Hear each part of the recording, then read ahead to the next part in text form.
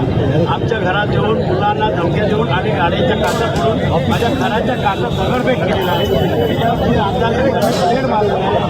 Police कोण त्यांचा होता त्यांनी रिव्हॉल्वर दाखवले, छातीवर रिव्हॉल्वर ठेवले. माझ्या 2 मुलांना आता दुसरीच्या माझ्या कार्यकर्ते आहेत त्यांच्यावर चाकूचा हल्ला केलेला आहे. ते आता सिरियस आहे आणि हे जो ढोकळे आहे जो सिनियर आहे तो मला लाड्यागुड्या लावतो, तुम्ही इथे आमच्यावर लाठीचार्ज करतो. बेशर्मासारखा माणूस माझे एक प्रचाराचा काल फक्त फटाकडी फोडत होतो तर त्याला ती लाज वाटली, परंतु आज तिकडे जाऊन त्यांच्याशी गोडगोड बोलून आम्ही सांगतो त्याला हाकलून लावा तिकडनं, ते आमच्यावर लाठीचार्ज करतो. कुठेतरी पोलीस कुठेतरी 100% हा ढगे विकलेला माणूस आहे. आता सुद्धा तो दारू पिऊन आलेला इकडे आणि आमच्यावरती लाठीचार्ज करायचा प्रयत्न करतो आणि जाऊन तिथे तिळगुळ खातोय, गोडगोड बोलतोय. आमच्या मुलांचा जीव नाही आहे का? अरे प्रशासन जर तुम्हाला नसेल वाटत असेल ना सोडून द्या, गोळ्या डायरेक्ट घाला ना, आम्ही तयार आहोत.